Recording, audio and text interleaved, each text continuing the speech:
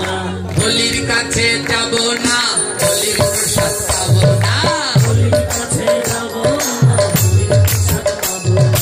বলির প্রসাদ, বলির পূজায় 1 পয়সা চান্দা দেব না, ওই বলির পূজায় 1 পয়সা চান্দা দেব না, না দেব না, দেব না, না দেব না, দেব না। বলির কাছে যাব না, বলির পূজা দেখব না, বলির কাছে যাব না, বলির পূজা দেখব না। জয় নিতাই। আজ মহিরাবণ কি করেছে? রাম আর লক্ষ্মণকে বলি দেবে বলে নিয়ে গেছে। কোথায় নিয়ে গেছে? পাতালে। কোথায়? হ্যাঁ, আপনাদের এই পাশে কদম বাড়ি আছে না, ওখানে দেখবেন ওই দৃশ্যটা ফুটিয়ে তোলা হয়েছে। পাতালকালী, পাতালের ভিতরে ভদ্রকালীর মন্দির আছে। এবার নিয়ে তো যাওয়া হলো। এবার ওই বলির সময় দেখবেন কি, ওই ঠাকুর মশাই পাটার কানে একটা মন্ত্র দেয়, দেখেছেন? হ্যাঁ, ওই নিয়ে আবার বরিশালে একটা প্রবাদ বলে, সে বলা যাবে না, বলে পাঠার কানে মন্ত্র দেয় আর পরের টুক বলা যাইবে না। হ্যাঁ, তো ওই ঠাকুর মশাই কি করে, পাটার কানে একটা মন্ত্র বলে, মন্ত্র বলে ওই কোষাকুষি দিয়ে একটু জল নেয়, নিয়ে পাতার ওই পাটাটার মাথায় ছিটিয়ে ছিটিয়ে দেয়, দেখেছো? আমি কিন্তু দেখি, শুনেছি, আমি ওর ধারে কাছারেও যাই না। হ্যাঁ, আমাদের ওখানে বাড়তি কালী বাড়ি আছে, অনেকে যায়, এদের অনেকের ছবি টবি দেখি, আমার গাড়ি যায়। হ্যাঁ, তো আমি ওই যখন রাস্তা দিয়ে যাই প্রণাম করি মাকে, বলি যে সময় এমনি দিয়েছি, দিয়ে প্রণাম করি, প্রণাম করে প্রতিদিন এক কথা বলি, মা তুমি যদি সত্য হও তাহলে আজ হোক কাল হোক এই নিষ্ঠুর বলি প্রথা বন্ধ হবে, হবে, হবেই হবে। আজ কি হলো জানেন তো, ওই বলি দেবে বলে লক্ষ্মণকে একটু আসতে পারে, রাম আর লক্ষ্মণকে মহিরাবণ নিয়ে গেল পাতাল লোকে। আর মহিরাবণের তো অনেক তন্ত্রমন্ত্রের শক্তি, রাম আর লক্ষ্মণকে তন্ত্রমন্ত্র দিয়ে বেঁধে রেখেছে, এমন ভাবে বেঁধেছে রামও নড়তে পারছে না, লক্ষ্মণও নড়তে পারছে না, দুজনে একেবারে স্থির হয়ে রয়েছে, কিন্তু চেতনা আছে দুজনা, নড়তে চড়তে পারে না। দেখেন না ওই বলি দেওয়ার আগে পাটাটারে কেমন তারা বাঁধে, হ্যাঁ, কি নিষ্ঠুর একটা নিরীহ প্রাণী, ওটার সাথে 4-5টা মানুষ যুদ্ধ করে, বলি দেওয়ার জন্য 4-5টাই যুদ্ধ করে, হায় রে। তো ওই রাম লক্ষ্মণকে মন্ত্রের মাধ্যমে বেঁধেছে, 2 ভাইকে শুইয়ে রেখেছে, এবার ওদেরকে বলি দেবে। আর ওদেরকে বলি দেওয়ার জন্য কি করলো জানেন, ওই মহিরাবণ এসে ওই কোচাকুচিতে করে জল এনে ওদের মাথায় ছিটে দিয়ে কানের মধ্যে মন্ত্র দিচ্ছে। প্রথমে রামের কানে মন্ত্র দিল, তারপরে লক্ষ্মণের কানে মন্ত্র দিল। এবার লক্ষ্মণ জিজ্ঞেস করে, ও দাদা, আমার কানে যে মন্ত্র দিয়েছে তোমার কানেও কি সেই মন্ত্র দিয়েছে? মা, ওই যে যারা পাটা বলি যায়, যেই গোসাইরা, হ্যাঁ, তো তারা দেখবেন কি করে, ওই মন্ত্র দেয় না, ওটা কি মন্ত্র জানেন? কি মন্ত্র দেয় শুনে যান। ওই যে পাটার কানে যে মন্ত্র দেয় ওটা কি মন্ত্র? তুলসীদাসের রামচরিত মানুষ এই কথা লিখেছে। তো কি মন্ত্র দেয় পাটার কানে?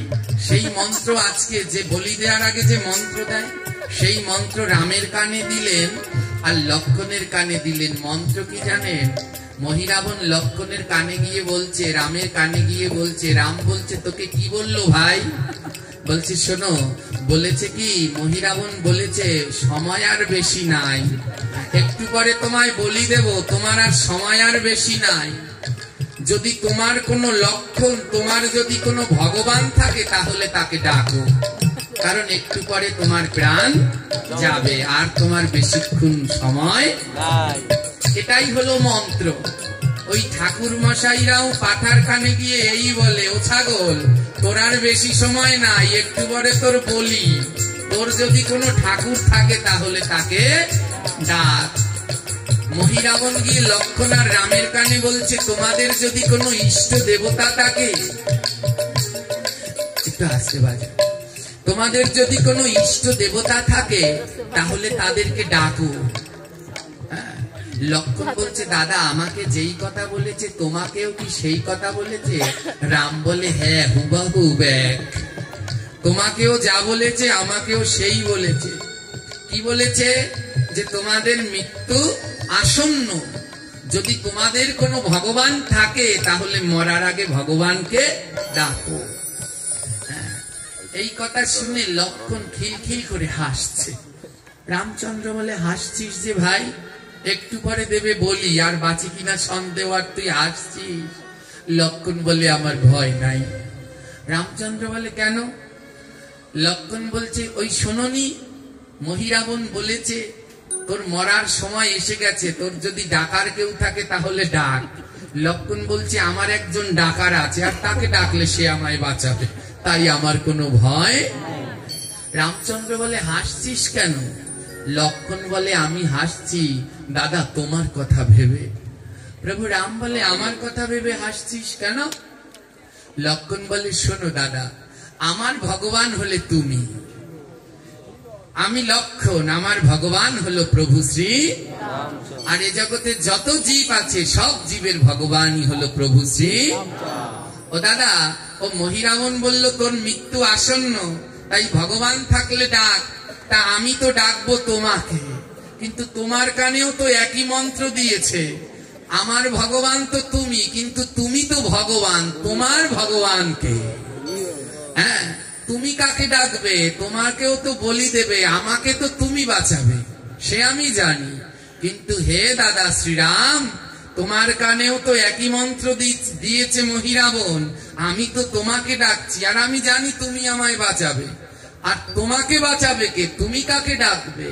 প্রভু শ্রী রামচন্দ্র বলল, শোন লক্ষণ, এ জগতে ভক্ত যখন বিপদে পড়ে তখন ভগবানকে ডাকে, আর ভগবান যখন বিপদে পড়ে তখন ভক্তকে ডাকে। তাই প্রভু শ্রীরাম বলল, আমি আমার ভক্তকে ডাকবো যে আমায় বাঁচাতে পারবে। লক্ষণ বলে, দাদা তোমার তেমন ভক্ত কে আছে যে তোমায় রক্ষা করবে?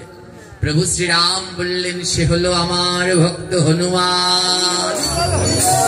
কোথায় পবন পুত্র বীর হনুমান?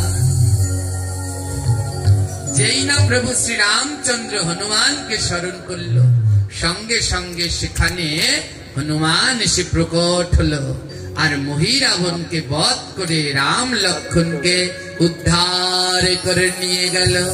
বল রাম রাম রাম রাম জয় রাম।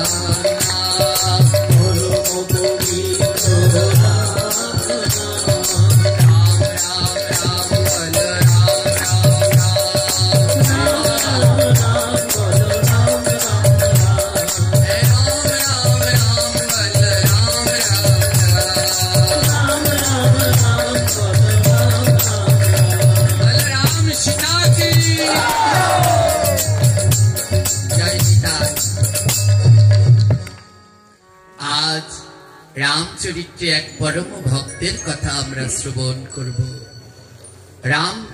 রাবণ, এই রাবণ, সবাই আমরা জানি রাবণ এক মহাপাপী, কিন্তু রাবণ সে হলো ভগবান শ্রী বিষ্ণুর বৈকুণ্ঠের দ্বারপাল ছিলেন, জয় আর বিজয়। সনত কুমারের অভিশাপে এরা 4 জন্মে অসুর হয়, অসুর স্বভাবের হয়। সত্যযুগে হলেন হিরণ্যকশিপু, হিরণ্যাক্ষ। ত্রেতা যুগে হলেন রাবণ, কুম্ভকর্ণ। দাপর যুগে হলেন শিশুপাল আর দন্তবক্র। আর কলি যুগে হলেন জগায়ার মাধাই।